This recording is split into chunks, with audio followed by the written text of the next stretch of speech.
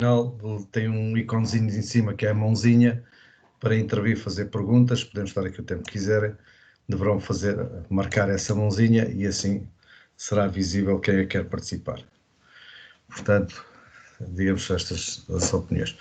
Em relação à certificação deste webinar, será emitidos certificados a todos os participantes acima de 50% do tempo do webinar e que tenham feito previamente a inscrição. Portanto, a este terão que solicitar através do e-mail elquer@elquer.pt e teremos o cuidado depois de enviar para o vosso e-mail o respectivo certificado de participação. Portanto, vamos então iniciar os nossos trabalhos e vamos começar por esta questão que é a compressão torácica. Portanto, a reanimação ao longo dos anos tem vindo a evoluir.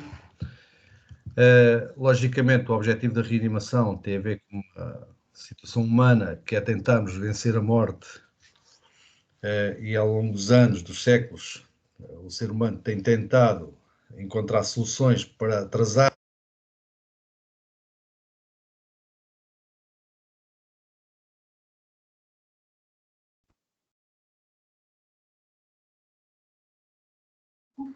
Não se ouve.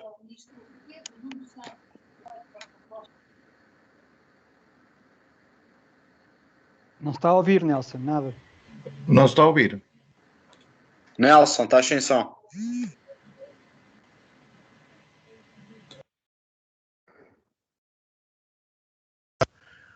Tem toda a razão. Agora sim. Agora sim.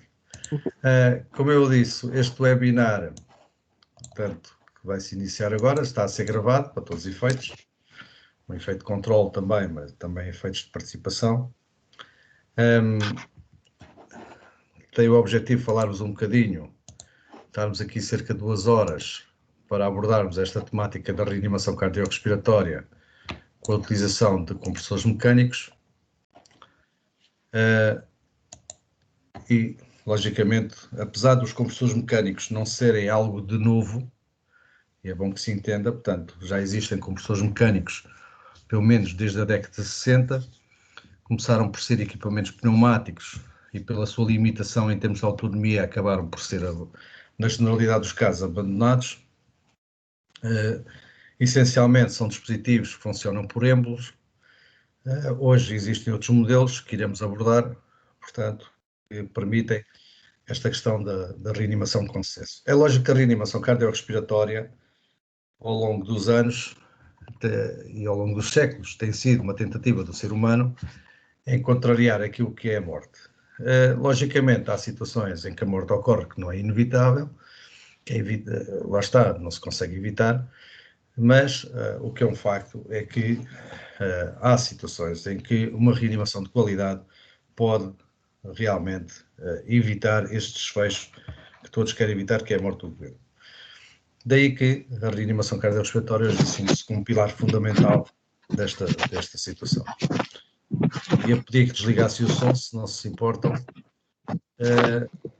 Depois pedia que desligasse o som e que... Deixa-me ver aqui que eu não consigo. Isto tem algumas limitações.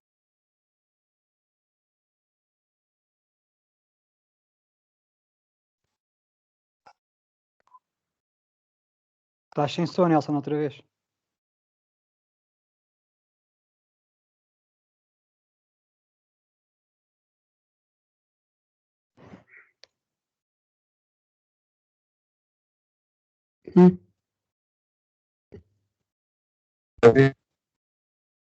Deixa só, Nelson.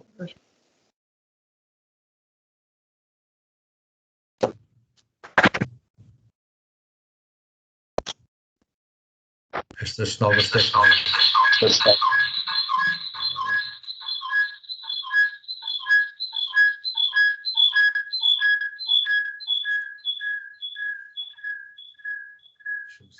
Dê-me só um minuto para tentarmos passar estas questões.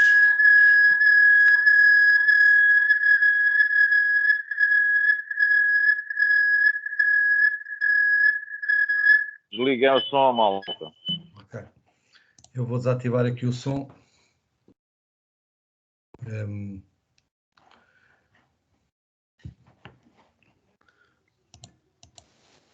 Só Só uma questão, todos estão a ver a partilha de ecrã?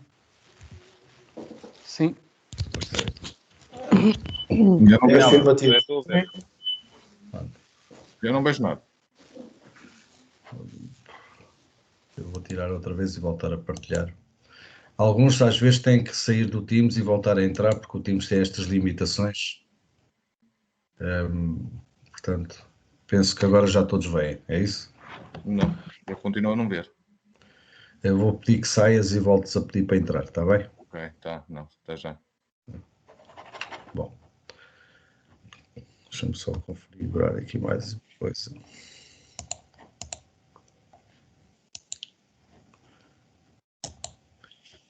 Ora bem, como eu estava a dizer, no final da apresentação podem fazer as vossas perguntas. Vou-vos pedir que vocês na parte superior tenham uns iconezinhos com uma mãozinha, levantem a mão e por ordem eu darei a voz a todos. Portanto, basicamente será assim que nós iremos funcionar. Portanto, estava a dizer então, esta questão das compressões torácicas mecânicas, ou seja, feitas por dispositivos mecânicos sem ser compressão normal, é algo que já não é novo e que começou por dispositivos pneumáticos e se iniciou-se bem nos anos 60. Hoje estão muito mais automatizados, são dispositivos elétricos com mais autonomia, o que permite e está a ser novamente reativada a utilização destes equipamentos. Mas para falar de compressões torácicas, nós temos que pensar porquê esta questão da compressão torácica. Vocês se repararem, com exceção do algoritmo que estava em vigor em Portugal, que a pandemia agora veio uniformizar, geralmente os algoritmos de reanimação que existiam já definiam o início das compressões torácicas precoces como a primeira abordagem e só depois então passar para a via aérea e depois para a ventilação, intercalando as 30 compressões, 2 insuflações. Em Portugal, nós sempre adotamos um algoritmo que era da interpretação do Conselho Europeu de Ressuscitação, que apesar de estar no ILCOR, e o ILCOR é a entidade que define os algoritmos ao nível internacional, pelo menos os consensos, porque os algoritmos não são regras, são propostas, pois cada país adota o modelo que entender mais adequado. E já nas últimas revisões se tem vindo a dar ênfase à questão da compressão torácica e desde 2000, principalmente, apesar de desde 95 que existem desfibriladores automáticos externos, vir dar ênfase à desfibrilação precoce. Portanto, não podemos nunca desfasar-nos destes objetivos, que é, não há reanimação sem o cumprimento, pelo menos, de uma orientação que permita que as coisas sejam feitas no tempo certo, no momento certo e com a qualidade que devem ter. Daí que o facto de termos compressores torácicos não altera em nada a execução dos algoritmos que estão em vigor. Bom, o que é que nós temos aqui? A PCR é sempre, para todos os efeitos, um evento estressante. Hoje põe-se muito em causa em Portugal o sucesso da PCR, que realmente está muito abaixo das médias europeias. Isso tem a ver com as políticas que têm sido adotadas e principalmente por 2 razões que são fundamentais nós entendermos. Um é, ainda há muito poucas pessoas que não profissionais que saibam fazer os algoritmos Porto Básico de Vida. E a segunda é a disponibilidade da desfiliação automática externa, mas disponível. Nós não podemos ter um modelo de desfiliação automática externa, só está dependente de um determinado operacional e de um determinado programa. Portanto, isso limita um bocado a execução ou a disponibilidade de desfiliação automática externa face àquilo que acontece noutros países, em que o próprio operador da central de emergência, orienta o utilizador e utiliza um desfibrilador, sem mesmo que não tenha formação nenhuma. Há um estudo de 2005 que diz claramente que não há uma grande diferença entre a utilização dos desfibriladores automáticos externos de acesso público, atenção, não estamos a falar de desfibriladores automáticos externos de nível profissional, que quer utilizado por um indivíduo com formação para, ou quer utilizado por um indivíduo que é orientado para. Portanto, o que quer dizer é que desde o momento em que o desfibrilador esteja disponível e seja intuitivo na sua utilização, pelas recomendações que ele próprio dá, qualquer cidadão com pouca formação consegue utilizar com sucesso a desfibrilação automática externa. Outra questão que foi dando-se cada vez mais ênfase tem a ver com isto das compressões torácicas. Portanto, As compressões torácicas acabam por ser um pilar da reanimação, e já vamos perceber mais ou menos porquê, mais à frente, e cada vez mais temos vindo a trabalhar no sentido de haver algoritmos que assentam essencialmente sobre uma compressão torácica com qualidade, podendo depois haver a tal insuflação intercalada em ciclos de 30 para 2 insuflações. Portanto, as próprias diretivas, quer da Associação Americana do Coração, quer do Conselho Europeu de Excitação, enfatiza a importância dos recursos alternarem na execução das compressões torácicas de 2 minutos. E porquê que esta alternância deve ocorrer? E não deve ser só os 2 minutos, deve ser sempre com qualidade. O que é que isto quer dizer? As compressões torácicas feitas por nós, pelas nossas mãos, pelo nosso esforço, têm sempre tendência a perder qualidade ao longo do tempo. Daí que os algoritmos ultimamente têm enfatizado muito a alternância entre socorristas de forma a garantir que as compressões sejam feitas realmente como deve ser e com qualidade. E isto tem uma razão de ser. A perfusão, que é a troca útil de oxigênio nos tecidos, portanto, o fornecimento de nutrientes e oxigênio por aí fora, está dependente de uma circulação eficaz.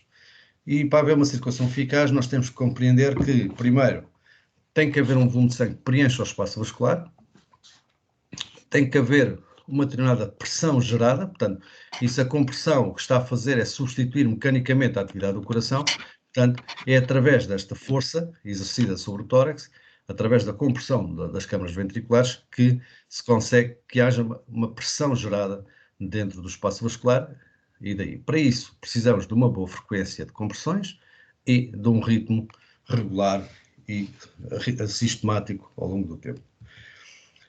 Portanto, é isto que vai permitir ter compressões torácicas de qualidade. Portanto, quando nós falamos de compressões torácicas de qualidade, não falamos de alguém a carregar o peito de qualquer forma ou de qualquer maneira, sem qualquer controle. Não, falamos de uma forma de se fazer a compressão no centro do tórax de forma eficaz, regular, ritmada e com a força necessária. Isto tem outra razão, que é as pressões geradas é que são determinantes para as trocas. E o que quer dizer que se a compressão não for feita de forma adequada, a pressão que vai ser gerada no espaço vascular, principalmente na rede capilar, não vai permitir a ocorrência das trocas, principalmente do fornecimento do oxigênio aos tecidos, mas também, e é preciso perceber isto, da excreção do CO2 gerado, portanto, eliminando dessa forma a acidez metabólica. Portanto, o objetivo da reanimação não é só fornecer oxigênio aos tecidos e nutrientes, mas também retirar deles os subprodutos que são nocivos, que têm que ser eliminados e que podem ser eliminados através do processo respiratório. Outra questão que também tem vindo a ser estudada é que a cada compressão do tórax nós conseguimos fazer um processo de insuflação. O volume respiratório médio andará na casa de 250 a 500 ml, dependente de indivíduo para indivíduo, mas para do indivíduo de 60 kg é mais ou menos este o volume respiratório. Hoje está estudado e sabe-se que as compressões torácicas conseguem gerar um volume aproximado de 200 ml. Portanto, isto é o que justifica, quando não existe uma via aérea segura, quando não existe hipótese de fazer uma ventilação eficaz, que se deve manter só compressões até ser possível, então, haver a tal intercalação entre insuflações e compressões. Isto porque, lá está, se o tórax for comprimido, deprimindo de 5 a 6 centímetros no caso do adulto, e descomprimindo os mesmos 5 a 6 centímetros na descompressão, é possível, durante esta compressão, mantendo a via aérea permeável, que haja trocas, ou que haja uma respiração, digamos, entre aspas, ou seja, volume respiratório, havendo pressões, há trocas ao nível alvéolo capilar, e daí haver sucesso na reanimação. Portanto, daí se dá-se cada vez mais ênfase à compressão e menos ênfase à insuflação. Portanto, daí que temos que pensar nisto. E pensar que, para haver pressões, as compressões devem ser realizadas a uma frequência de 100 compressões por minuto, 100, 120, e o tórax deve baixar 5 a 6 centímetros, isto no caso do adulto.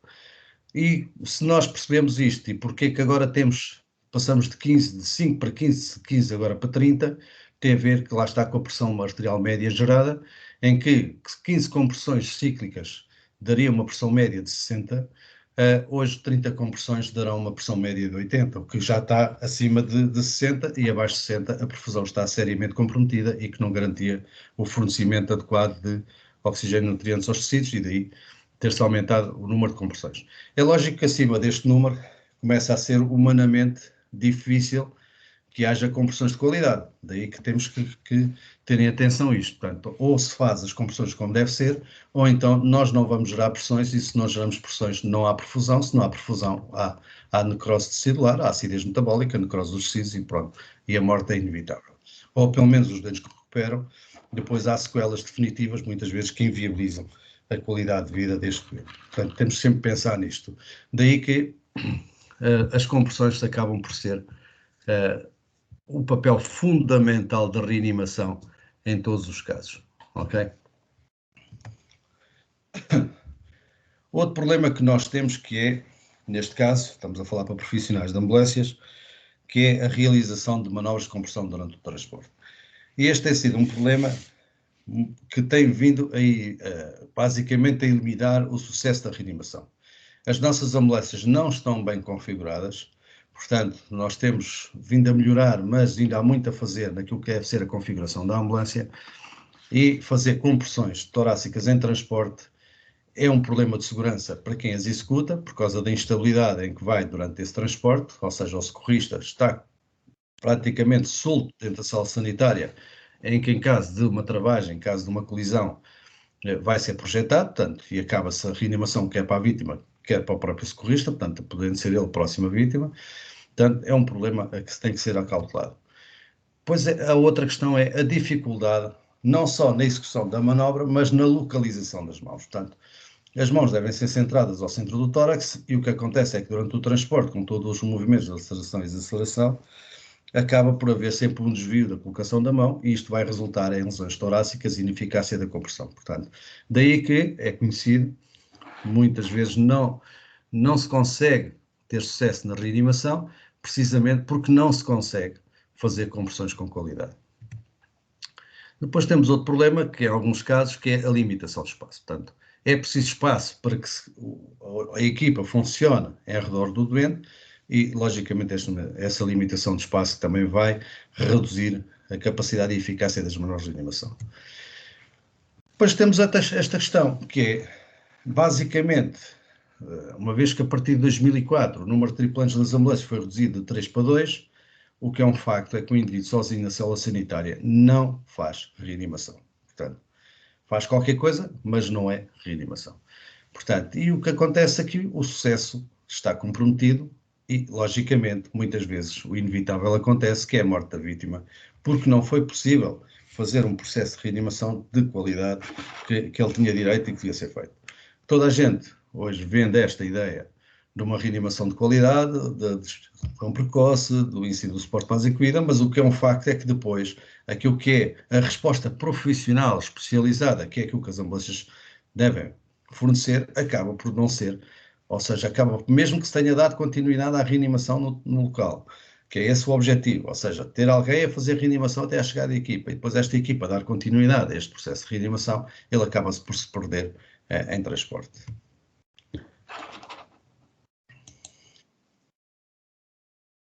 Ao formador Nelson, só uma questão. Uma vez que aqui se fala, eu já coloquei ali a mão no ar, não sei se tinha reparado. Sim, mas eu vou pedir no final da palestra fazemos as perguntas, pode ser? Ok, peço desculpa então. Pronto, vou só passar agora um pequeno vídeo, vou passar vários, este é o primeiro.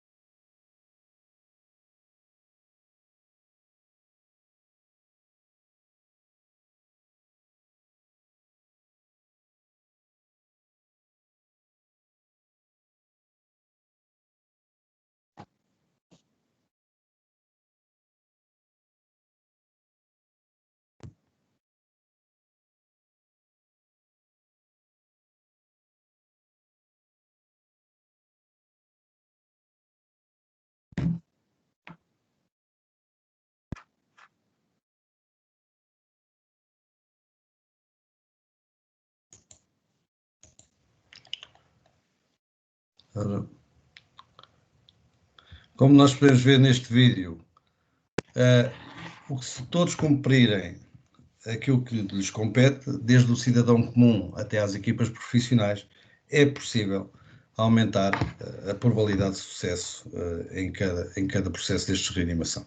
Portanto, deixem-me só ver, porque há aqui uns atrasados para ver se entram.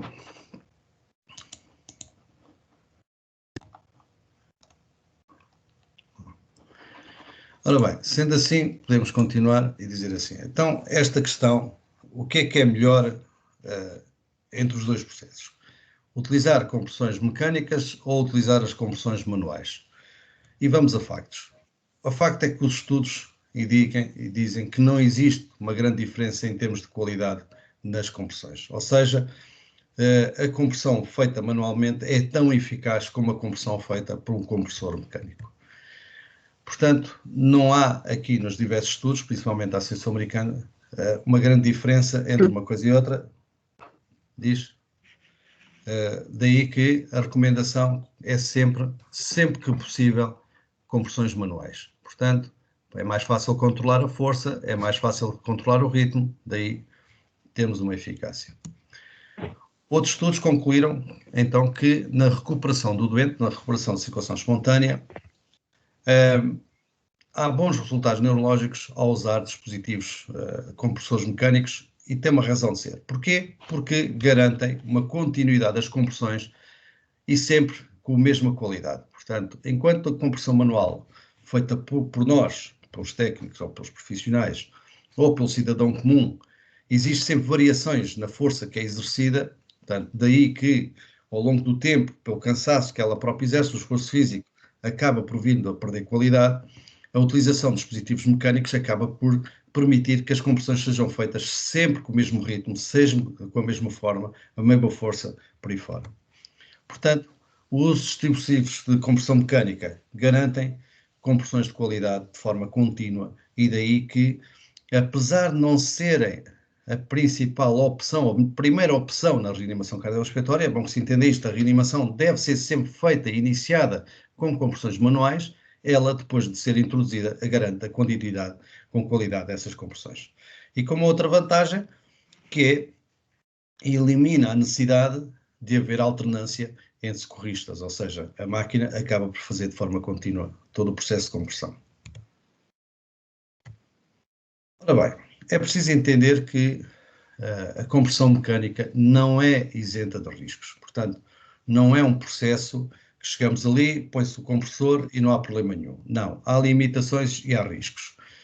Temos o risco de lesão torácica, daí que a colocação do equipamento no local certo é fundamental. Temos o risco do próprio equipamento se deslocar e poder fazer a compressão não no sítio adequado, mas fora dele. É limitada. Neste momento já existem alguns dispositivos desenhados especificamente para a pediatria e neonatologia, mas neste facto, para as ambulâncias, só existem equipamentos que só podem ser usados em adultos, portanto, os compressores mecânicos existentes terão que ser usados em adultos, acima dos 50 kg, pelo menos. Tem uma série de limitações, por exemplo, o uso em grávidas é limitado.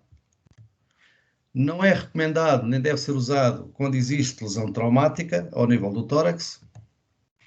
E depois também temos a limitação do próprio dispositivo, apesar do atualmente os que existem terem uma grande autonomia, acima dos 45 minutos, mas o que é um facto é que existe esta limitação.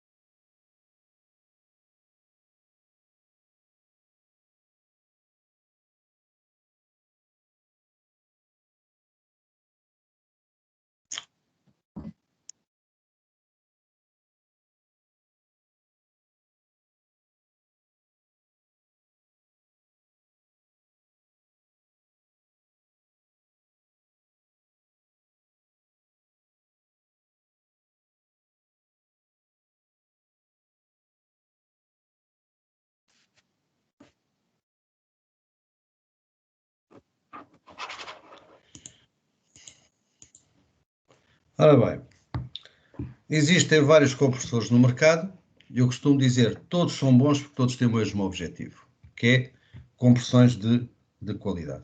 Portanto, daí que, seja qual for a opção, mais vale ter do que não ter. Existem essencialmente dispositivos de êmbolo, que é o caso do EasyPulse e do Lúpulas. Portanto, tem um êmbolo que faz compressão no centro do tórax e depois existe o Autopulse da Zoll, que é uma banda que faz a compressão, portanto, de todo o tórax. Em ambos os casos, todos os fornecedores dizem que uns são mais eficazes que os outros, mas o objetivo é só um, é que haja uma compressão torácica eficaz. Logicamente que os dispositivos de êmbolo, esses fazem compressão no centro do tórax, comprimindo o tórax contra a parte posterior, portanto, e a pressão é feita simulando a compressão manual. Portanto, basicamente é isto. O dispositivo da Zoll utiliza a pressão intratorácica toda, de forma a fazer uma compressão sobre o miocárdio, e daí consegue fazer também uma boa circulação. O que é importante é nós avaliarmos a qualidade da compressão. E como é que nós conseguimos aferir a qualidade da compressão? É lógico que não é quem está a fazer reanimação, porque quem está a fazer reanimação, aquilo que pode fazer é olhar para o doente e, logicamente, se a compressão está a ser eficaz e se este doente tem capacidade de perfusão, vai haver uma melhoria do tónus do doente, se palpar em pulso, cada compressão vai gerar um pulso palpável, principalmente periférico, e isto é um indicador que a compressão está a ser eficaz. Depois, numa fase mais avançada, o doente pode ser monitorizado e, logicamente, vamos ver não o QRS, porque muitas vezes confunde-se a variação da linha isoelétrica gerada pela compressão, porque a compressão gera sempre um evento elétrico, apesar de ter uma origem mecânica, gera sempre. A variação da linha isoelétrica não indica a qualidade da compressão, que é um erro muito comum quando se monitoriza doentes em reanimação. Olha-se para o monitor, vê-se a variação da linha e toda a gente acha que por maior amplitude de linha que a compressão estará mais eficaz. Não, isso é falso. Aquilo que acontece é, se houver uma boa condução elétrica, ou seja, houver uma boa utilidade das células do miocárdio, o evento gerado a cada compressão no monitor será mais exuberante, maior evidência, e aquele que terá menor condução será de menor evidência. Portanto, olharmos para a variação da compressão no monitor, para a variação da linha isoelétrica, não é um indicador de compressões de qualidade. As compressões de qualidade são avaliadas por identificarmos, lá está, a melhoria do tónus do doente, ou seja, a cianose vai tender a ceder, portanto, e se palpar em pulso o segundo elemento ou o terceiro elemento, se palpar pulso durante a compressão, vamos ter um pulso palpável a cada compressão, e se depois medirem pressões arteriais durante a compressão, também vamos ter pressões arteriais. Portanto, isso é que nos indica que estamos a ter uma boa compressão e que a reanimação está a ter alguma qualidade. Portanto, todo o resto não serve aqui. Portanto, é um erro muito comum ver o pessoal olhar para os monitores e achar que por ver a variação da linha. Logicamente que há dispositivos que conseguem medir a força da compressão e se esta está a ser eficaz ou não, como o feedback CPR que a Schiller usa, em que é um sensor que é colocado no centro do tórax e que comprime-se em cima dele e ele vai nos ajudando a dizer faça mais força ou faça menos força consoante aquilo que é o necessário para aquele doente. Ora bem, então quer dizer que as compressões mecânicas garantem compressões de qualidade, ou seja, garantem realmente de forma efetiva que as compressões sejam feitas na frequência e na pressão adequada para que haja uma compressão dos ventrículos e daí gerar uma circulação eficaz. Logicamente que alivia o stress sobre as equipas, não só o cansaço, mas também a garantia que pelo menos está a haver uma continuidade na reanimação, seja em que condições for. Portanto, os compressores torácicos têm esta grande vantagem. Mediante o tipo de compressor, podem ser utilizados quer em resgate, quer em que situação for, e garantem sempre que a compressão seja eficaz. Contribui significativamente para o sucesso da reanimação, sim. Ou seja, mantendo compressões de qualidade, nós conseguimos ter sucesso na reanimação, na generalidade dos casos. Portanto, e permite uma interação com a desfibrilação automática externa, ou seja, a utilização de compressores torácicos não elimina a utilização dos desfibriladores automáticos externos ou da desfibrilação convencional.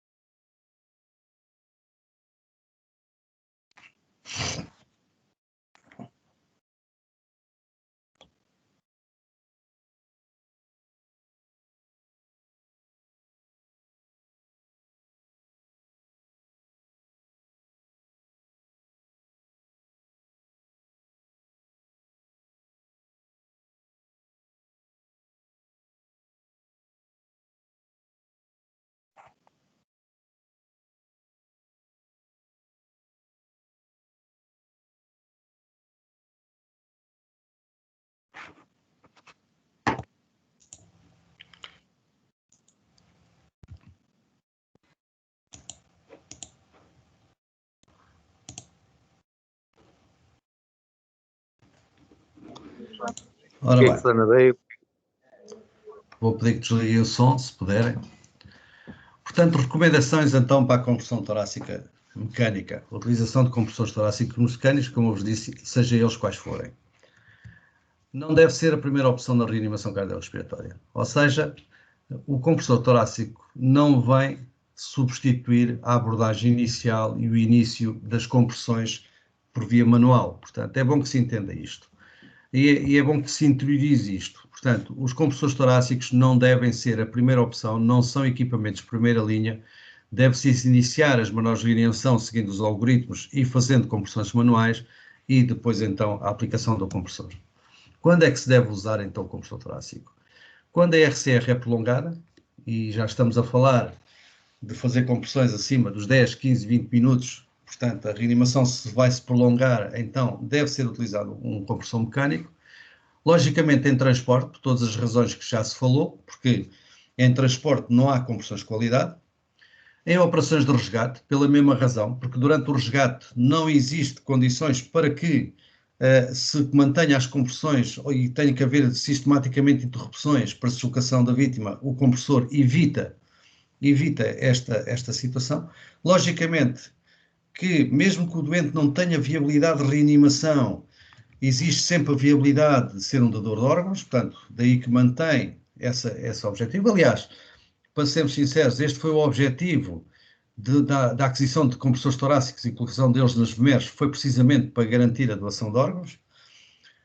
O número de tripulantes insuficientes, ou seja, o número de técnicos disponíveis no local para se manter a reanimação, ou pelo menos também em transporte, e logicamente evita a fadiga da tripulação, ou seja, quando os elementos começam a ficar cansados, principalmente numa reanimação prolongada, aí os compressores torácicos fazem a diferença.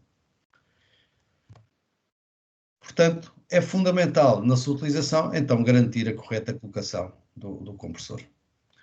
E, logicamente, o facto de pormos uma máquina não quer dizer que não seja necessário manter a vigilância, até porque pode sempre haver o risco do equipamento se deslocar da posição adequada e podendo provocar lesões. Portanto, ou seja, a utilização de compressores mecânicos obriga que se aumente a vigilância sobre aquilo que está a ser feito, principalmente pelo equipamento, e não elimina o restante das manobras, ou seja, o compressor mecânico permite fazer compressões de forma contínua, mas permite também fazer as compressões intercaladas, ou seja, 30 ciclos de compressões para depois fazer 2 insuflações. A maior parte deles avisam qual é o momento em que deve ser feita as insuflações. Logicamente, elimina a necessidade de suspender as compressões durante o resgate, mas durante a análise do DE, ou seja, quando o equipamento de suspensão automática externa, ao fim de 2 minutos entre análise, deve suspender as compressões, não há necessidade de retirar o equipamento, portanto, não se retira o equipamento depois posto deve ser mantido e, logicamente, durante a análise deve ser suspenso para que não haja movimentos e ele faz depois a indicação de choque ou não, consoante a situação que encontrar. Vamos ver então quais são as regras de aplicação.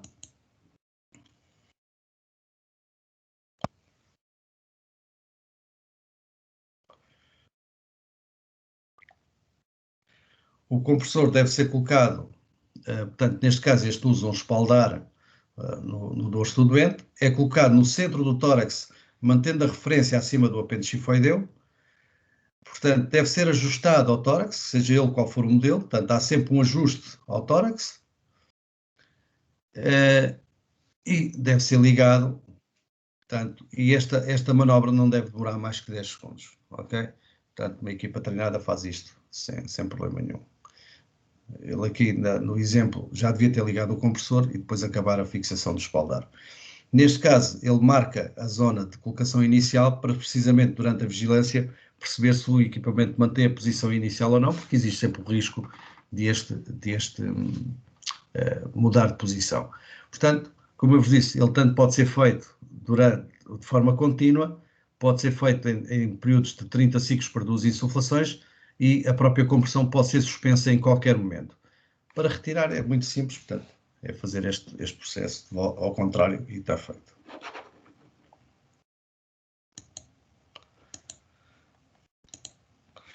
Assim sendo, pegando no algoritmo da reanimação, não é?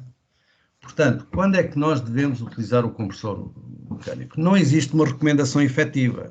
Portanto, não há nada que diga que tem que ser ao fim de 10 minutos, ou 15 minutos, ou 20 minutos, por aí fora. Temos que ir àquilo que eu já vos disse, que é muito simples, que é basicamente, deixa-me só dar aqui acesso a esta gente toda, que é manter a reanimação até ser possível ser feito manualmente.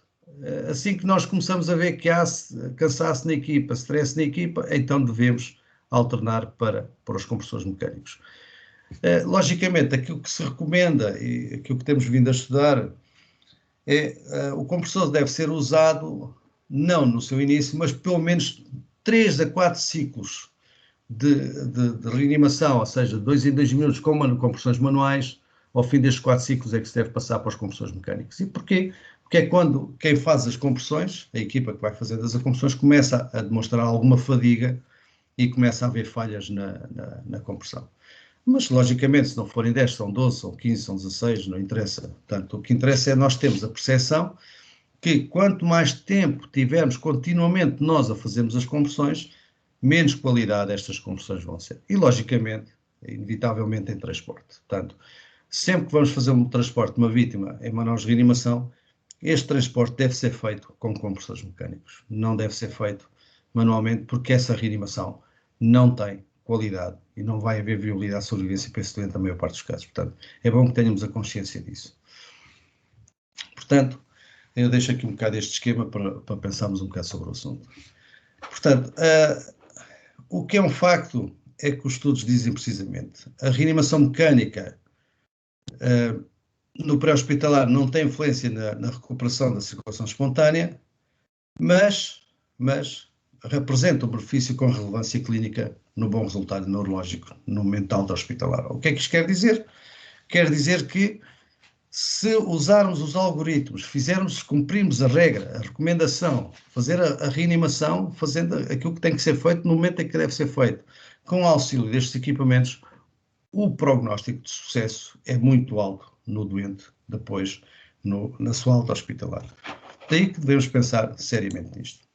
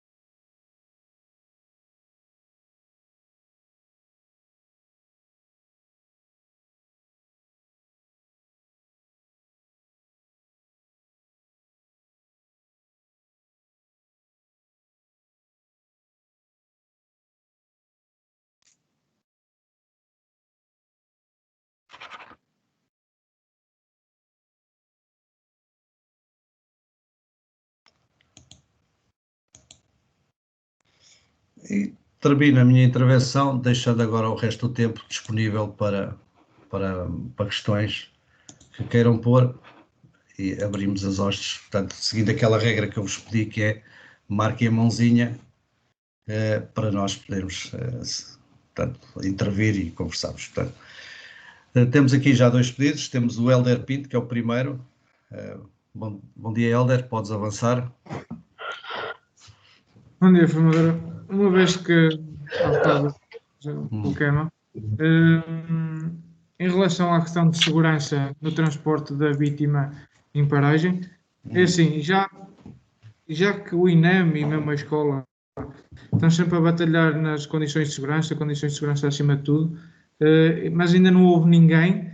Fala-se que já tem pedidos para cancelar as manobras em transporte para o hospital, mas até agora ainda não houve ninguém que tomasse alguma decisão sobre isso.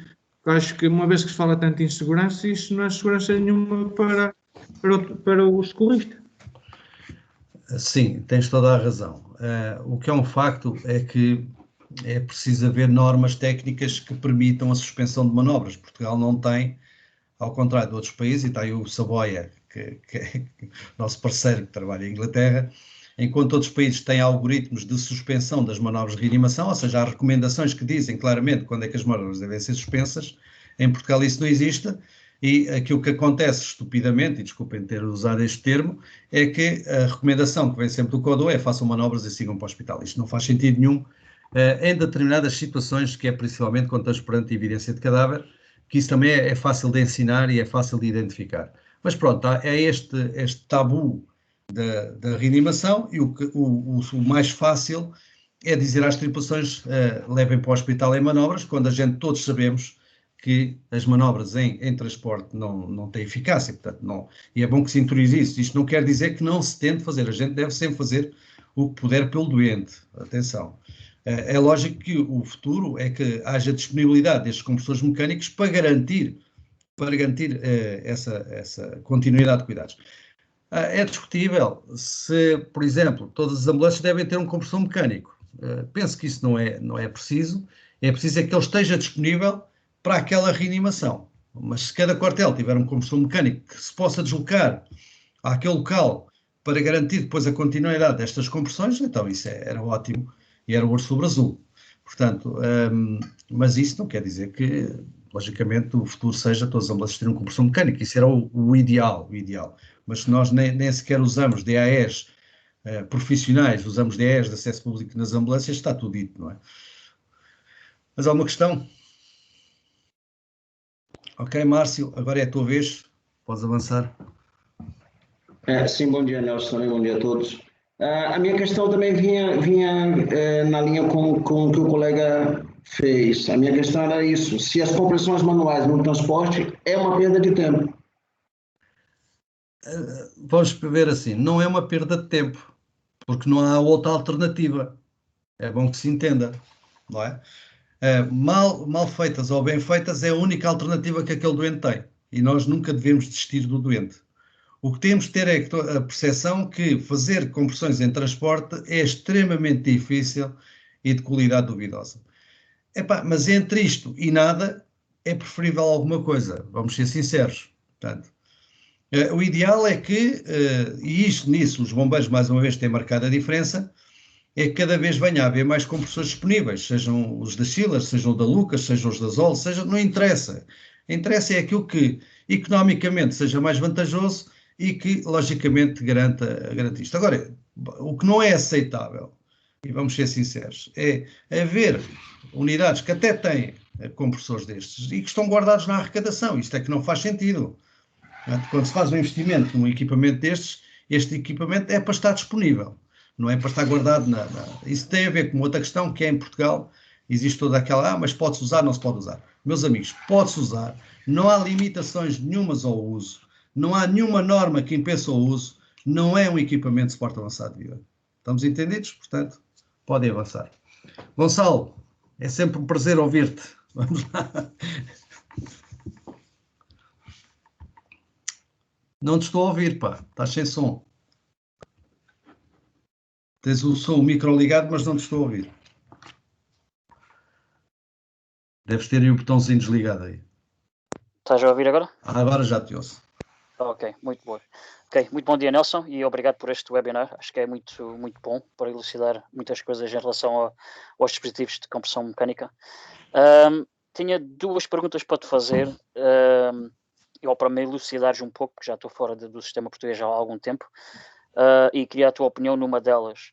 Gostava de saber se todos os serviços de urgência em Portugal se dispõem de dispositivos de compressões mecânicas, se existem e são utilizados. Acho que já pegaste nisso um bocadinho.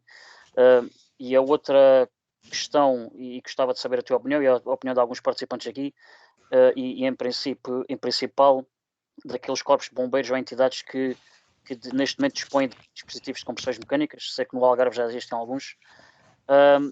Qual é que é a vossa opinião e tua mais, Nelson, em relação a terem esses dispositivos guardados numa ambulância, em vez de estarem na unidade, em que estejam acessíveis para todas as ambulâncias que vão para uma paragem cardiorrespiratória?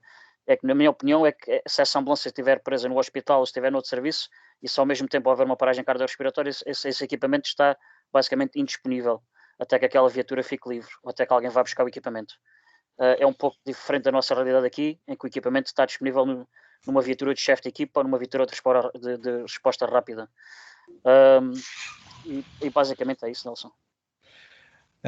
Respondendo à tua primeira questão, todas as VMEs deste país foram equipadas com compressores mecânicos há 5 anos, talvez. Se me perguntares a mim se são usados para o número de PCRs em que intervém, são poucas vezes usados. Essa é uma realidade. Não há um estudo efetivo sobre isso, mas a percepção que existe é essa. Antes de haver nas VMEs, já havia corporações de bombeiros que já tinham adquirido. Portanto, quer Lucas, quer Schiller, quer o Autopulse de Zoll, já há alguns anos. E muitos adotaram a filosofia do equipamento não estar numa ambulância, está disponível no quartel e, quando é necessário, vai nessa ambulância ou é enviado para o local para esse processo. E é o que está hoje, é a prática mais comum. Até porque estes equipamentos são equipamentos que custam alguns milhares de euros, não é? Logicamente que não é uma despesa, é um investimento, porque quando se adquire um equipamento deste, não está-se a adquirir um equipamento para durar um mês ou um ano, é um equipamento que dura 10, 15, 20 anos. Há equipamentos na rua a serem usados com 10, 15 anos de vida, portanto, e continuam a ser bons e continuam a ser eficazes. Portanto, esta é a nossa realidade. Como isto lá está, o nosso sistema não tem um investimento adequado, portanto, ou seja, o nosso serviço público não tem um investimento no seu desenvolvimento, acaba por ser cada corporação, fora aquilo que acontece no INEM, acaba por ser cada corporação a avançar e a adquirir os seus equipamentos. Portanto, no Algarve existem Lucas, pelo menos em Lagos, eu sei que Lagos tem um Lucas já há bastante tempo, no Alentejo já existem alguns EasyPulsos por aí espalhados, existem alguns autopulsos, 2 ou 3 pelo menos em corporações, mas existem 450 corpos de bombeiros e 2.500 ambulâncias, é bom que se entenda. Portanto, o que existe é manifestamente insuficiente para disponibilizar mais este recurso à paragem cardiorrespiratória, não é? E a outra questão que também limita um bocado esta disponibilidade é um bocadinho a mentalidade em que as ambulâncias é preciso carregar o doente para o hospital. Portanto, daí que a aposta na diferenciação dos serviços acaba por ser uma aposta muito, muito reduzida. Mas, felizmente, estamos a dar passos, cada vez existem mais corporações a adquirir o autopulso, a adquirir equipamentos destes, portanto, quer o Schiller, quer o Lucas, quer outro, e que daí algumas zonas do país, principalmente o Alentejo, onde se vê maior necessidade, mas em Trás-os-Montes, por exemplo, eu não tenho conhecimento nenhum, que são aqueles em que têm maior tempo de transporte de doentes, e o que é um facto, naqueles que eu tenho conhecimento, as vezes que foram utilizados tivemos sucesso.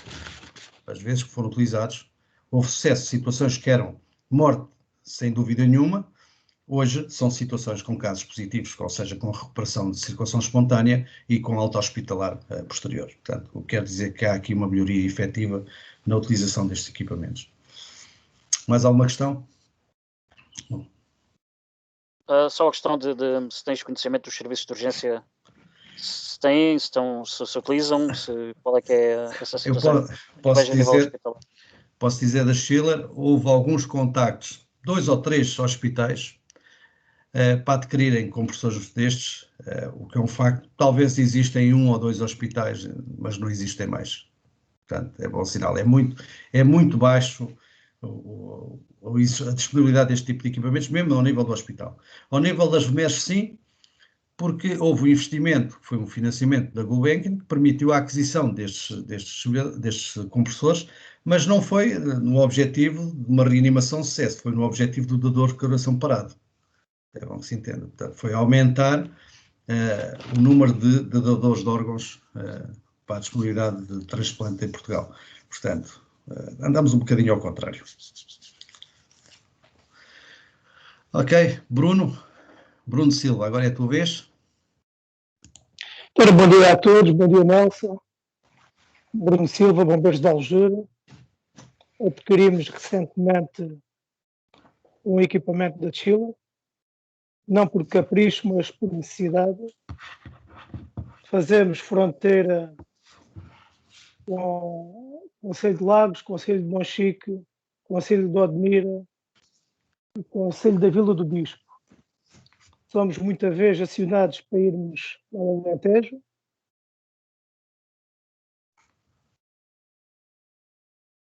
E uma vítima fica 2 horas ou mais.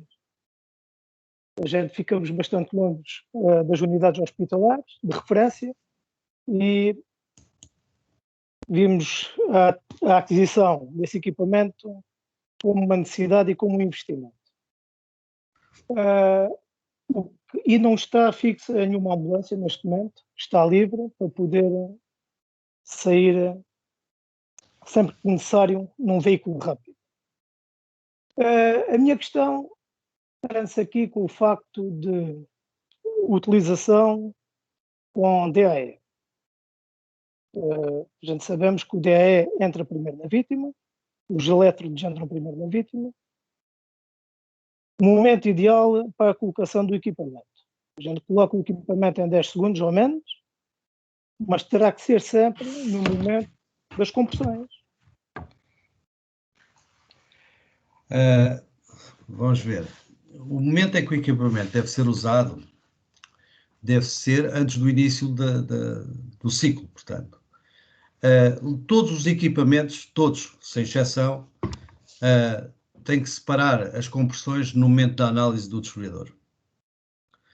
E, logicamente, ele, para não interferir com a análise do distribuidor, só pode ser aplicado após a indicação de choque ou não.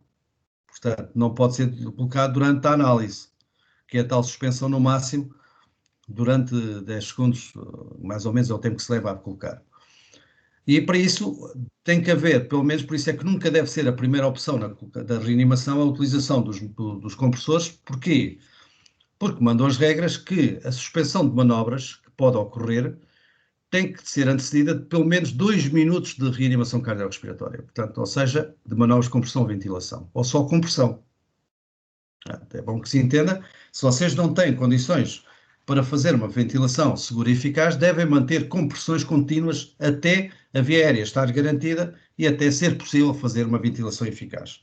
Porque muitas vezes o que nós vemos é o pessoal está a fazer algo, pôs uma máscara na face do doente com o insuflador manual, mas não está a ventilar nada, portanto, mais vale estarem quietos. Da mesma forma que depois de iniciarmos o ciclo, deve-se manter durante as compressões o aporte de oxigênio ao doente, portanto, mantendo a fixação da máscara à face do doente e o fornecimento de oxigênio, deve ser a altas concentrações, ou seja, um FiO2 100%, ou seja, os tais 15 litros por minuto. Portanto, ao contrário daquilo que andaram aí para inventar, a pôr oxigênio a baixas concentrações, 5, 6 litros por óculos nasais, isso não fornece, não enriquece o volume de ar. Estamos a falar de fornecer cerca de 40%, ou menos de 40% de FiO2 ao doente durante a insuflação. Portanto, é muito baixo. Portanto, fazer só compressões é eficaz. Se durante essas compressões pudermos manter o fornecimento de oxigênio ao doente, excelente. E, logicamente, fazer as insuflações. E não esquecer, para o DAE, seja qual for o equipamento, é necessário parar as compressões, portanto, os equipamentos fazem isso, não é desligar o equipamento, eles têm um botão de pausa, e depois reiniciar. Portanto, é tão simples como isso. Colocação do compressor, como puseste a tua dúvida, deve ser feita depois, lá está, da indicação de choque ou não do equipamento. Portanto, e aí esses 10 segundos será o suficiente, e depois começar com compressões contínuas e depois passar ao ciclo normal da reanimação.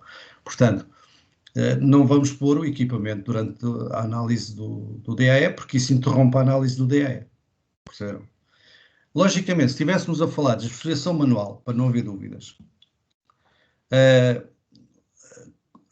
com desfibrilação manual, a desfibrilação pode ser feita sem suspensão das compressões. Em suporte avançado de vida, portanto, o equipamento pode manter as compressões e, em simultâneo, fazer a desfibrilação. Quando existe interação entre o equipamento e o monitor, ele permite identificar o que é a compressão mecânica do que é a atividade elétrica e é possível fazer esse tipo de atuação.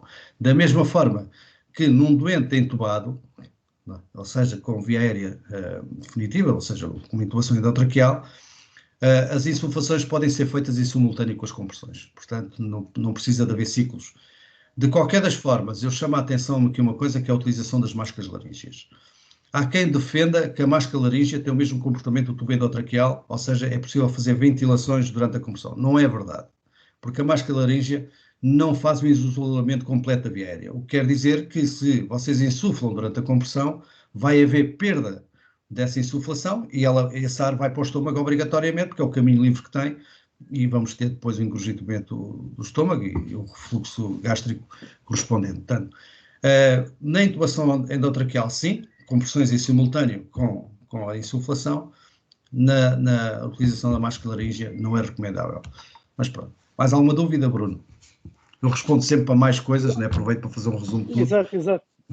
Não, é que a gente tem sempre justificação segundo uma auditoria do uso de DAE. Sim. Esse atraso poderá haver até a gente retomar as compressões. Temos sempre justificação numa auditoria. Claro, é fazer um registro na folha a dizer que aquela pausa que houve foi para a aplicação do compressor, mais nada. É isso.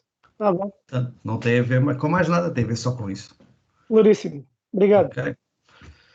Ok, agora é o Bruno Loureiro.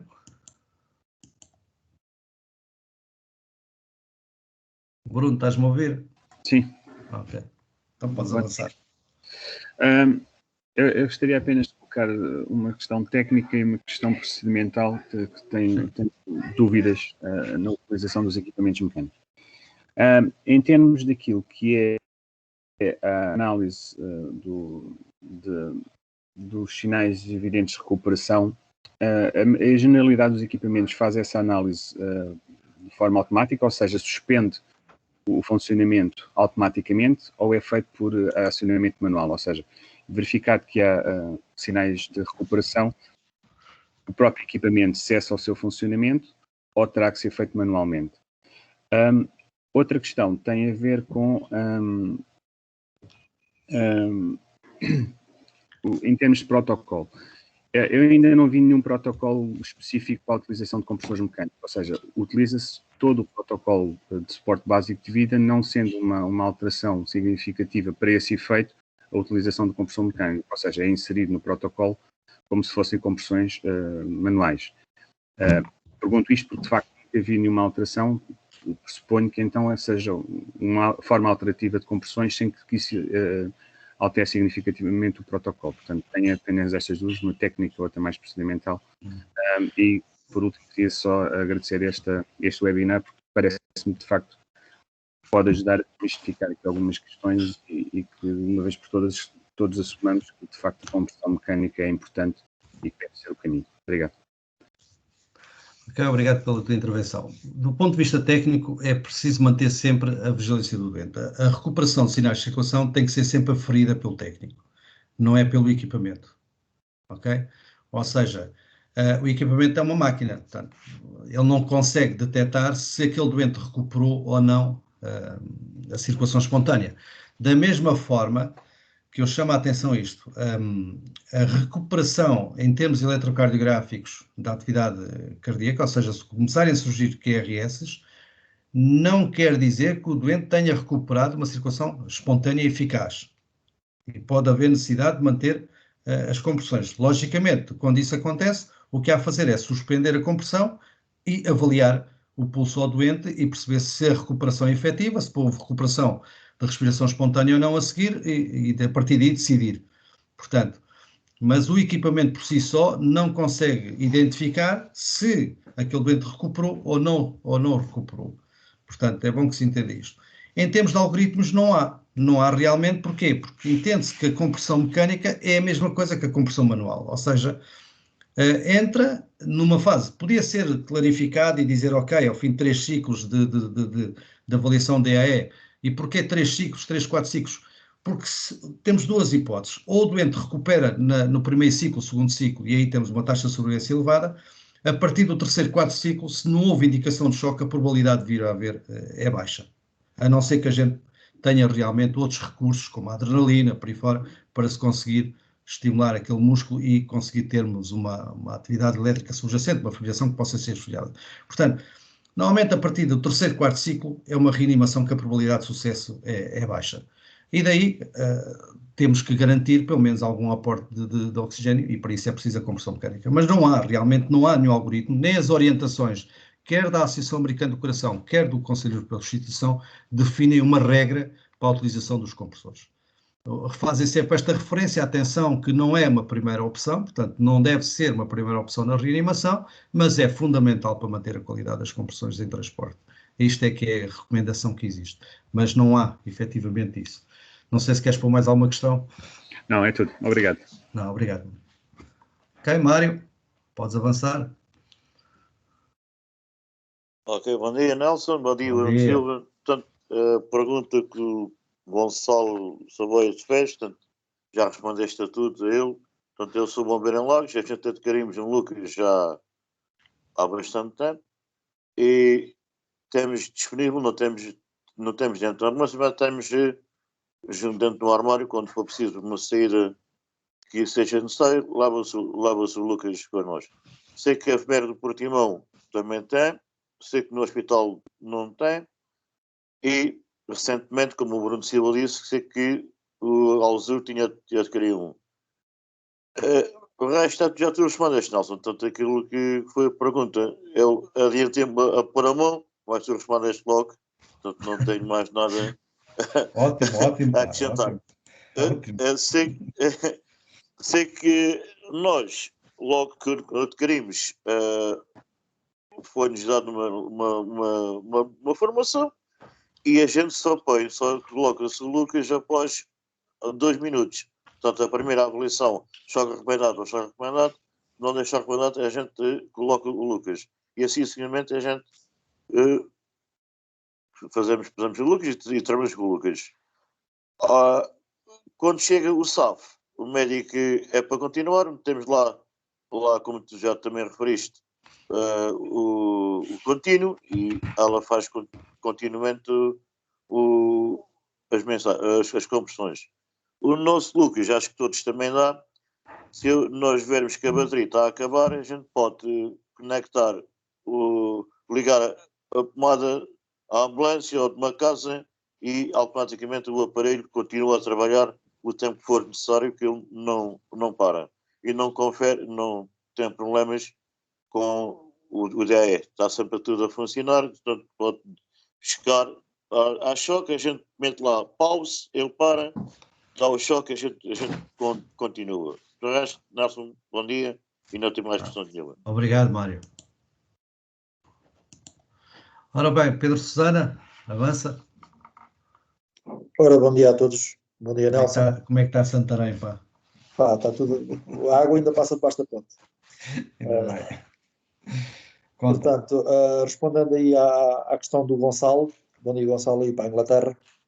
A Companhia de Bombeiros de Sapadores de Santarém adquiriu um Lucas 3 no último ano, portanto, já dentro do período de Covid-19, para comatar e dar uma resposta eficaz ao número de paragens cardiorrespiratórias que temos mensalmente, que são algumas. Temos tido meses de ter aproximadamente uma paragem por dia, portanto, cerca de 30 paragens por mês. Não é que a gente esteja muito longe da unidade hospitalar, mas temos alguns pontos do concelho que são mais distantes e que nos confere aí no transporte alguma segurança e alguma eficácia na compressão. Também, desde a pandemia do Covid, passámos a utilizar tubos a gel para as PCRs, para garantir uma eficácia melhor na ventilação, sendo que fazemos a paragem do compressor quando temos que fazer as insuflações. Temos uma taxa de sucesso, temos 8 ou 10 aplicações do compressor e temos 2 recuperações eficazes e com qualidade. Uma delas foi de um acidente, de um trauma de crânio grave, que à nossa chegada estava em paragem e depois foi revertido e garantiu alguma qualidade de vida. Penso que aqui nos concelhos limítrofes e nos corpos de bombeiros que trabalham aqui connosco, ninguém tem nenhum compressor, sendo que fomos nós os primeiros. Está aí o Bruno Silva de Pernes, que me pediu algumas indicações para os bombeiros voluntários de Pernes fazerem a tentativa da aquisição de um aparelho. Não sei se já procederam a isso, se não, penso que estejam a trabalhar nesse sentido. Assim como a companhia dos Chapadores de Santarém está a trabalhar também na aquisição de mais um Lucas. Portanto, em princípio, iremos ficar com 2 máquinas. A aplicação do nosso Lucas está feita para já na nossa ambulância INEM, porque atendendo ao número de operacionais que nós temos por turno, não conseguimos garantir a saída de uma segunda viatura de intervenção rápida para nos colocar o aparelho à nossa disposição em tempo útil.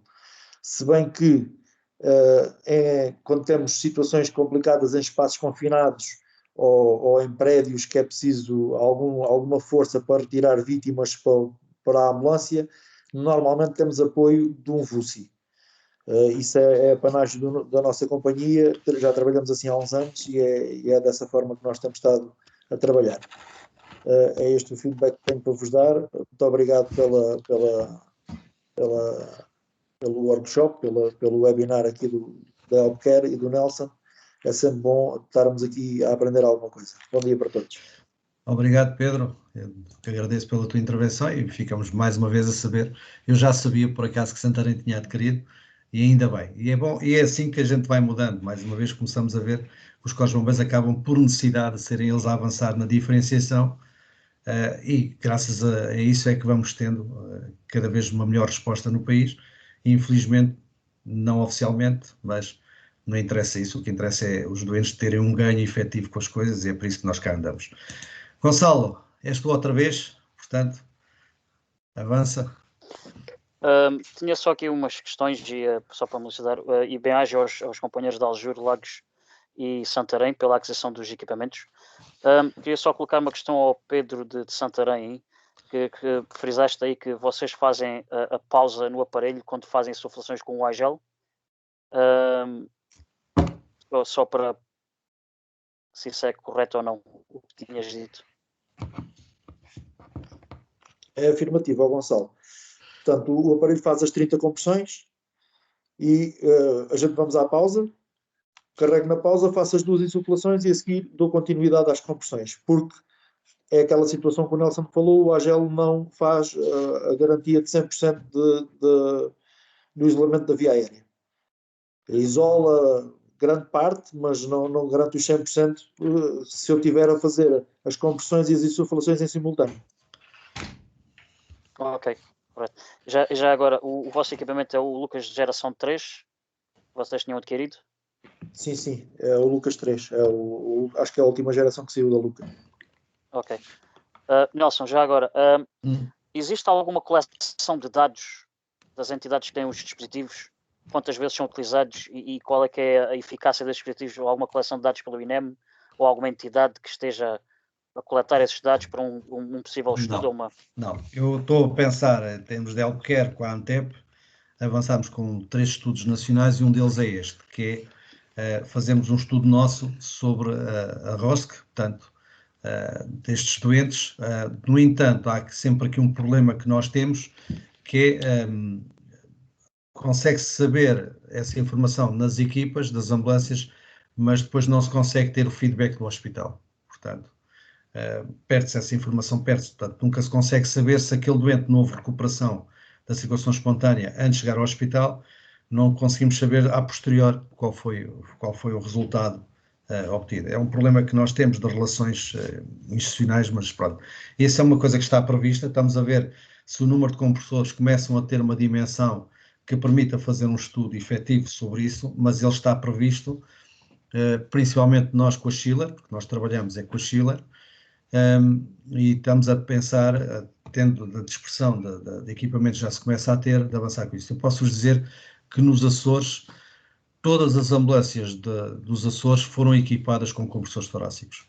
Portanto, todas as corporações nos Açores têm um compressor torácico disponível, que foi um benemérito, portanto, uma cadeia de hotéis que ofereceu um compressor a todos os corpos de bombeiros dos Açores, ao contrário dos serviços de emergência dos Açores, os públicos que não têm. Portanto, para nós vermos um bocado a discrepância que existe, não é? É como cá, nós temos compressores torácicos nas viaturas médicas, mas nem mesmo as CIVs do INEM ou as AES do INEM têm. Portanto, precisamos ter alguma dispersão de equipamentos ao nível nacional para se conseguir fazer um estudo efetivo, para não termos os dados só centralizados numa região. E isso depois nunca corresponde à realidade, não é? E haverá alguma entidade que esteja a fazer a descarga dos dados do software de... Não. Também não. Aliás, os Lucas 3 têm essa capacidade de registro, os Schillers têm a capacidade de interação com os TAS 7, né? Mas o que é um facto é que, com exceção dos 70 7 em que esses registros efetivamente ficam feitos, ninguém liga a isso. Mesmo os que estão nas VMERs, que são Lucas 3, ninguém faz essa descarga de dados e ninguém está a fazer essa avaliação. Basicamente é isso. Houve aí um estudo, mas lá está, são estudantes de enfermagem ou de medicina que para apresentar trabalhos fazem esse tipo de análise, mas é muito residual, portanto não transpõe um bocado aquilo que é a realidade nacional. Mas pronto, a gente tem os estudos internacionais que nos ajudam a orientar sobre a eficácia e as recomendações cada vez mais a existir a disponibilidade destes equipamentos, como em Inglaterra, né, que optaram por ter nas viaturas médicas vossas têm esses equipamentos disponíveis, apesar de haver zonas que já têm nas ambulâncias, mas isso pronto, são opções. Em Portugal a opção é não ter, portanto, quem quiser que compre, tão simples como isso. Só para dar mais chega, Nelson, alguns serviços aqui e também para o Pedro optaram com a utilização de um iGel, alguns serviços optaram e decidiram que o iGel, na maneira de ver deles, é uma via aérea definitiva, porque esses serviços já não entubam doentes, em que aí a continuação, em que as insuflações com iGel, o dispositivo continua a trabalhar continuamente e com as insuflações intercaladas. Há quem defenda isso. Eu tenho muitas dúvidas na eficácia, porque quer o iGel, quer a máscara laríngea normal, a de CUF, não isola completamente a via aérea. Portanto, não sei qual é o grau de eficácia que isso tem. Isso era preciso que os doentes sejam avaliados durante a reanimação com uma monitorização efetiva, inclusive das funções vitais, SpO2, capnografia e pressões arteriais. Aí conseguimos aferir se realmente com a iGel consegue-se ou não garantir uma boa oxigenação. Pois, a diferença é que nós fazemos a monitorização toda do doente, desde onde, como sabes, no... Claro. Ok, dá tudo. Obrigado. A vantagem de utilizar máscaras laríngeas é que vocês podem iniciar compressões contínuas, mesmo manuais, e não têm que parar as compressões para colocar a dispositivo. Às vezes tem que se fazer isso para a intubação endotraqueal, porque não se consegue. Mas com a iGel, ou principalmente com a iGel, ou com a máscara laríngea normal, podem fazer a aplicação da máscara durante as compressões sem problema nenhum. E depois então passar para a alternância se necessário. Também há uma recomendação agora que saiu dos Estados Unidos, portanto, a própria iGel é considerada uma via aérea intermésica para básica, portanto, não é considerada uma via aérea avançada. Em Portugal é que tudo se considera avançado, né? E até saiu agora uma recomendação para que aumentar a eficácia da ventilação, a própria máscara laríngea passasse para os first responders, ou seja, saísse da linha profissional e passasse para os first responders. Há uma recomendação agora nesse sentido, eu até guardei isso. Não sei qual vai ser a mudança no futuro, mas tem isso previsto, portanto, vamos ver. Só para te dar um exemplo aqui no serviço onde eu ainda faço turnos de ambulância, Nelson, nós ainda entubamos doentes, endotraqueal, mas se houver um iGel, o iGel é que é o dispositivo utilizado aqui, se estiver a funcionar eficazmente, não se procede para uma intubação. Eles definem, está a funcionar, funciona, continua-se e transporta-se. Aliás, é preciso relembrar aqui uma coisa. As recomendações hoje da reanimação não é entubar o doente. Hoje a recomendação é mesmo usar um dispositivo supraglótico, seja a iGel, seja o tubo laríngeo, o esofágico. Portanto, ou utilizar um ou utilizar outro. A intubação não deve ser usada em pré-hospitalar. É essa a recomendação que existe hoje, pelas limitações, a necessidade técnica, de tempo, por aí fora, que estão intercaladas. Agora, com o Covid, precisamente pela proximidade que temos que ter à face do doente durante a manobra, a não ser que se utilize um laringoscópio óptico, e aí essa proximidade pode ser eliminada. Mas essa não é uma realidade também. Portanto, hoje as recomendações todas, já de há alguns anos, já anteriores a 2015, já desvalorizavam a necessidade da intubação endotraqueal em pré-hospitalar e passar para dispositivos supraglóticos. Portanto, e essa é a recomendação que existe hoje. Usar supraglóticos, quer máscaras laríngeas ou quer tubos laríngeos, os chamados tubos esofágicos, que acabam por permitir uma ventilação eficaz ao doente. Ora bem, Mário, queres pôr alguma questão? Não, eu só ali para o Pedro Santana de Santarém, eu não compreendi. Você coloca o Lucas e vai fazer insuflações, mete na pausa, ou antes de entubar, ou nas compressões normais, ele não faz a pausa após as 30 compressões. Portanto, o nosso Lucas está a fazer as 32, chega às 30, ele faz a pausa, eu faço as duas insuflações. Ele, automaticamente, ele continua as 32. Quando chega o SAF, o médico ou o enfermeiro em tubo, aí é que a gente mete contínuo e já não para. Portanto, é contínuo, já está entubado. Diz, Nelson. Por aquilo que eu percebi do Pedro é isso, ou seja, a pausa é feita pelo equipamento para a insuflação. Eu fiquei com a dúvida também, pedi ao Pedro que esclarecesse, se vocês param o compressor para pôr a gel. Também fiquei com essa dúvida. Para colocar o AGEL, assim que a gente consegue fazer a abertura da via aérea, assim que temos condições para colocar o AGEL, em vez de colocar um endotraqueal, o tubo Guedel. Em vez de colocar o tubo Guedel, coloca o AGEL logo. Ok. E fica a trabalhar logo com o AGEL. Mas não param as compressões, para não? Não, o aparelho para por ele próprio, está programado para aquele intervalo. Ok, pronto, ok. Eu percebi que tu é que paravas o aparelho, pronto. Obrigado. O Lucas está programado, faz 30, para fazer as duas insuflações e depois tem a continuidade dele. Todos os compressores estão programados para isso. Todos os compressores estão programados. Em termos de contínuo, pelo menos os médicos que trabalham aqui na VMER de Santarém, se nós tivermos já o AGEL colocado, eles já nem mexem mais no tubo. Já não vão fazer o endotraqueal. E isso está correto. E era assim que deve ser. Portanto, porquê? Porque nós utilizamos um supraglótico e é lógico que a discussão no futuro vai ser entre máscaras laríngeas e tubos laríngeos, e a questão é o preço. Para termos uma ideia. Portanto, uma máscara laríngea custa 2 euros, uma gel custa 6 euros e um tubo laríngeo custa 25 euros. Portanto, tudo tem custos. É bom que se entenda, não é? E esta é uma realidade que a gente não pode pensar, porque esta questão que muitas vezes falamos, a saúde não tem preço. Não, a saúde tem preço, e tem um preço bastante alto. Portanto, todo o nível de intervenção que venha a ser diferenciado, os custos de intervenção irão disparar exponencialmente. Não vejo mais nenhuma mão no ar, portanto, penso que não haja mais questões. Está o Canarias, está o Canarias.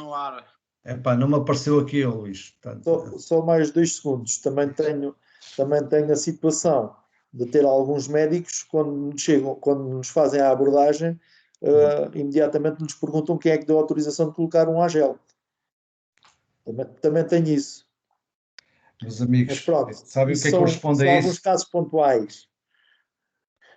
Isso nem tem discussão possível. Logicamente, e salvaguardando aqui, porque eu também tenho essa função, nós devemos fazer aquilo que sabemos fazer bem. E com um objetivo que é esse o principal, que é o nosso doente ganhe com o procedimento. Não se deve fazer procedimentos só por fazer. Eu dou-vos só este exemplo. A colocação de um acesso venoso, já há muitos anos, e estamos a falar desde 95, deixou de ser uma prioridade na abordagem do doente. Ou seja, a prioridade é fazer aquilo que é fundamental para manter o doente e, assim que possível, então fazer esse acesso venoso.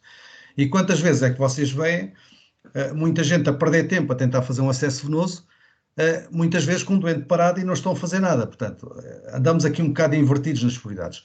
Nós devemos saber fazer bem as coisas, saber em que momento devemos decidir fazer as coisas. O risco de colocar mais gel é tanto como colocar um Guedel. Mas, como tudo, tem que se saber fazer. Perceberam? Desde que o doente ganhe com isso, meus amigos, nós estamos cá para a luta, não tenho dúvidas sobre isso. Agora, só devemos fazer aquilo que sabemos fazer bem, ok? Tenho aqui mais um interveniente, o Hugo, mas primeiro o Canaria, que tinha a mão no ar, só que não me aparece aqui no ecrã. Mas, Luís, avança. Olá, bom dia. Mais parabéns. A esta hora da manhã, mais de 100 participantes é um feito histórico. É dose. Duas questões, e eu acho que são técnicas, que é a seguinte. Não sendo, como disseste, um sistema de SAV, em termos de regulamentação, ou seja, quem é que certifica este tipo de equipamentos para poderem estar em uso, não é? Do ponto de vista técnico, não sei se é Ifarmedes, se é algum instituto público que faz a certificação dos aparelhos para eles poderem estar homologados, ou seja, a trabalhar. E depois, uma outra questão que tem a ver com a descarga dos dados que o Saboia falou, e pronto, já tínhamos falado nisso noutros fóruns, que é quem não tem o touchset e tem, por exemplo, um compressor da Schiller, se é possível ele memorizar sem ter o touchset, ou seja, se ele fica com os dados gravados para depois descarregar a posteriori, tendo um touchset a posteriori. E a última é, não há mapeamento, lá está, como há nos DAEs, ou seja, não há um registro nacional de compressores mecânicos como há nos DAEs, pois não? Primeiro vou começar pelo princípio, sobre os registros. O único que faz registados é o Lucas 3 e para quem tem dinheiro que o compre. Eu, apesar de não ser grande adepto do Lucas pelo volume que ele tem, pelas condições que ele pode ser muito bom e é, como todos os outros equipamentos, em pré-hospitalar tenho muitas dúvidas atendendo à sua eficácia. Agora, há uma questão que a gente não se pode esquecer. As compressões mecânicas, como qualquer outra compressão, nos registros dos equipamentos DAE, elas estão lá marcadas. Portanto, nós não precisamos ter o registro da compressão mecânica no compressor, porque o próprio software dos DAEs, seja ele qual for, ele vai fazer o registro desta compressão mecânica no relatório, que é um erro que nós temos em Portugal. Por exemplo, nós na Healthcare não fazemos isto. Nós fornecemos o relatório do equipamento à entidade que utilizou o equipamento e está lá descarpachado. Portanto, aquilo que nós analisamos, a pessoa tem conhecimento, ao contrário daquilo que o INEM faz, em que falam muito sobre a qualidade daquela reanimação na análise do relatório, mas não mostra o relatório a ninguém. Um registro de DAE demonstra claramente as compressões e a eficácia das compressões. Portanto, por aí o problema está ultrapassado. Não há registro, nem eu sou defensor de grande... Esta questão do registro do PCR é muito importante para fazer estudos. Agora eu faço-vos a pergunta, onde é que estão os resultados? Ao longo destes anos que temos DAEs, onde é que estão esses resultados? Ninguém sabe deles, não é? Qual é a taxa de sobrevivência da utilização, desde que implementamos programas de DAEs em Portugal, que nós temos? Para já temos uma incidência de desfibrilação automática externa extremamente baixa em relação a outros países na Europa. Mas também não estamos assim tão mal se compararmos com outros que não têm. Agora, podíamos ter muitos mais, claro. Claro. E o preço não é isso que faz a diferença. Agora, vocês têm que ter a perceber isto. Os desfibriladores que se usam nas ambulâncias, na sua generalidade, 99,999%, são equipamentos de uso público. Não são equipamentos de uso profissional. Por uma razão muito simples. Vocês, nos equipamentos que usam, nem se conseguem perceber qual é o traçado eletrocardiográfico daquele doente. Isso pode ser determinante para o procedimento que eu tenho que fazer. Estão a ver? Portanto, e tem o Saboia que sabe, que utiliza LifePax 15 nesta altura, não é? Na vossa tranche é o que usam, que é um dispositivo que me permite, quer na monitorização, quer na utilização em desfibrilação automática externa, eu sei sempre qual é o ritmo que aquele doente tem. Porque os ritmos desfibriláveis são basicamente dois grupos, ou as taquicardias, ou são fibrilações. Ou é uma fibrilação ou é uma taquicardia. Portanto, uma bradicardia não é um ritmo desfogável. E se eu tenho uma bradicardia, não é? Porquê é que eu não inicio logo de imediato compressões e estou à espera de uma análise do equipamento? Isto tem a ver, lá está, com a diferenciação que a equipa tem que ter, e aqui era fundamental para que houvesse sucesso nesta reanimação. Agora, não há, francamente, não há nenhum registro nacional de compressores torácicos. Penso que a existir uma coisa dessas era mais uma burocracia que vinha se instalar no sistema e mais uma vez haveria de haver alguém a impor regras que nós sabemos que muitas vezes não têm o resultado que é expectável. O que é um facto é que os que existem funcionam e os que existem têm salvo vidas. Portanto, para mim, chega-me isto. Deviam existir muitos mais, claro, sem dúvida nenhuma. Agora é preciso investimento. É tão simples como isso. Não sei se queres pôr mais alguma questão. Luís? Não, a questão do registro, e tu sabes a minha opinião, é assim, não tem a ver com as burocracias, e eu também temo que isso aconteça. Aqui tem mais a ver até com aquela questão que já vimos, por exemplo, dos dispatchers e daqueles exames do Reino Unido, tem a ver é com a cobertura e saber onde é que estão para poder usar e ser ativados, não obviamente, É lógico. não, obviamente a burocracia. Vamos pensar né? assim, ao contrário dos DAEs, que cada vez mais devem estar nos locais públicos, não é? E que qualquer pessoa deve usar aquilo. Portanto, nós somos um país um bocado atrasado que acha-se que a utilização do DAE é uma diferenciação de cuidados, que é uma estupidez, não é? Um distribuidor automático externo é para usar por qualquer cidadão. E como eu vos disse nesta palestra, há estudos que indicam que não há grande diferença entre utilizado por um indivíduo formado para o efeito ou utilizado por um indivíduo orientado para o efeito. Portanto, o resultado é igual. Ou seja, se a pessoa for ensinada no momento pelo operador de central como é que deve utilizar o equipamento e o próprio equipamento dá estas instruções, o resultado final é o mesmo. Portanto, não sei o que é que estamos aqui a discutir. Portanto, em relação aos compressores, os compressores, logicamente, não estarão disponíveis ao público. Serão equipamentos para utilização por equipas profissionais nesta área e cada vez mais devem ser divulgados. É pena que os hospitais não tenham ainda uma disponibilidade destes equipamentos, principalmente para manter a reanimação dentro do próprio hospital, nem que seja para aquilo que a gente não gosta, que é o da dor de coração parado. Não é? Porque a pessoa pode não ter viabilidade de sobrevivência, mas pode salvar muitas vidas. Portanto, é bom que entendamos isso. É preciso ainda darmos um passo em frente, ainda estamos muito atrasados nisso, como em outras coisas, mas isso fará parte da evolução. Ia passar ao Hugo, penso que é o Hugo Pereira que tem a mão no ar. Portanto, sim, Hugo, bom dia. Bom dia. Bom dia a todos, obrigado pela palestra. É só mais um comentário para o Pedro Susana e para o Gonçalo Saboia.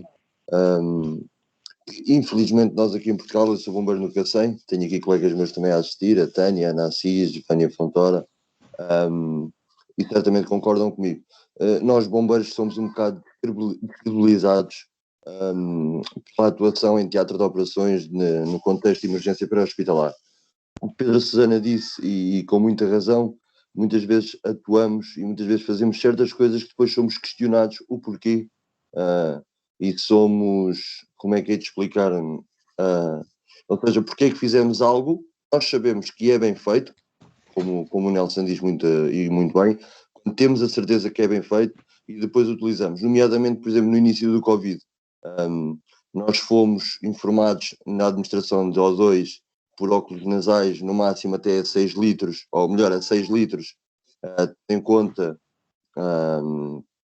o que existe de disposição de aerossóis, e infelizmente nós chegávamos lá e perguntávamos, lá está, é a contrapalavra que é, então não utilizaram O2 a 15 litros porquê? Estamos em contexto de pandemia, não devemos fazer, mas depois não podemos fazer.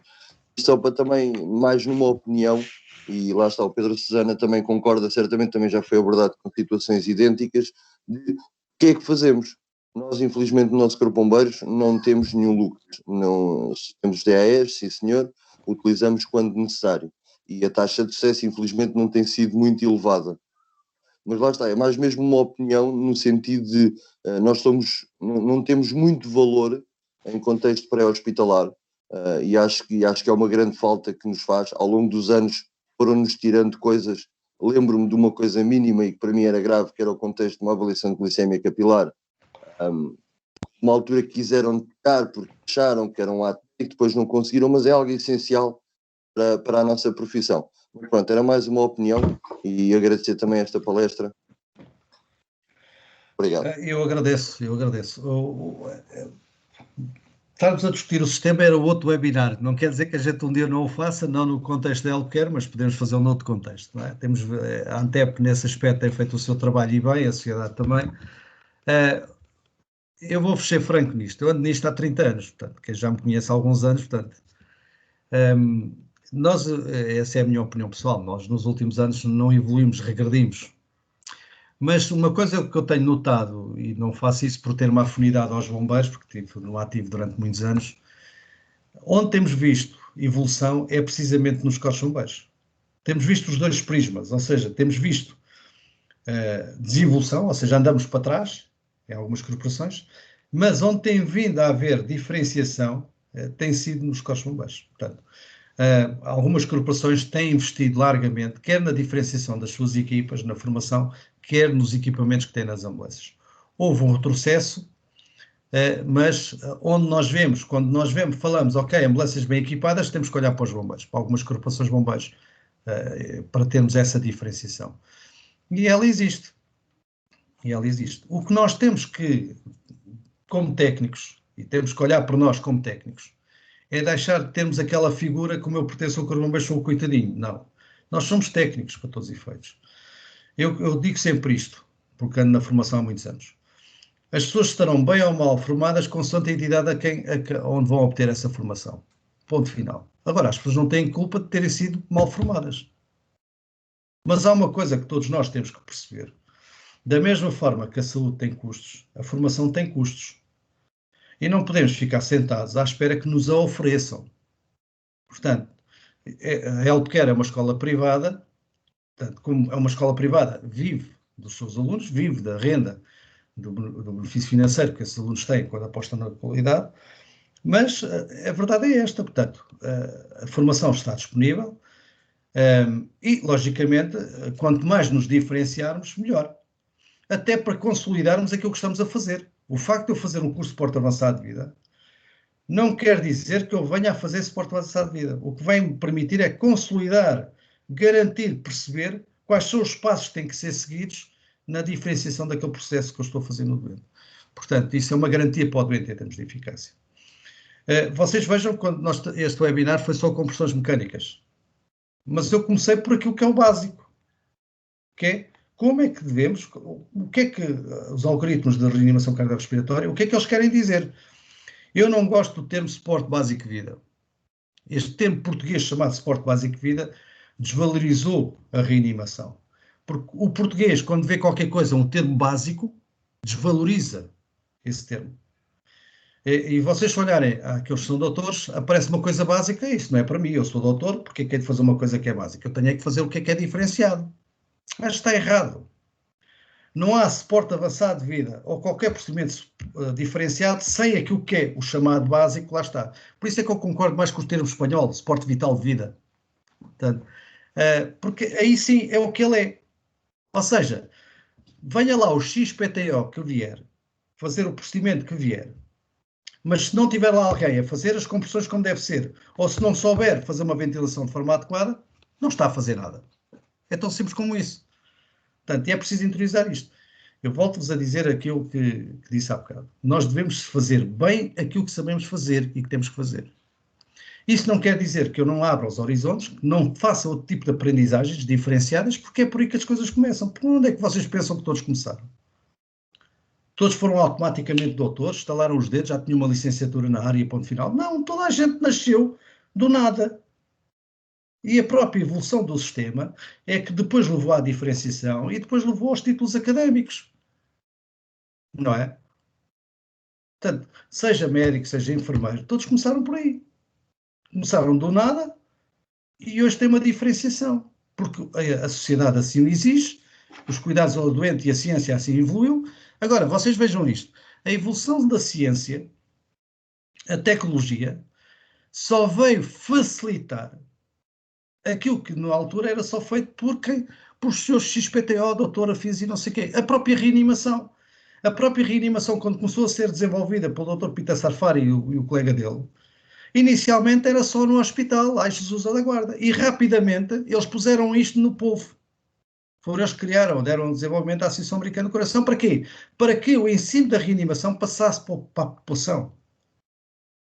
Da mesma forma que o conceito de suporte avançado de vida que os americanos têm, não é do médico, é da equipa especializada que vai atuar naquele doente.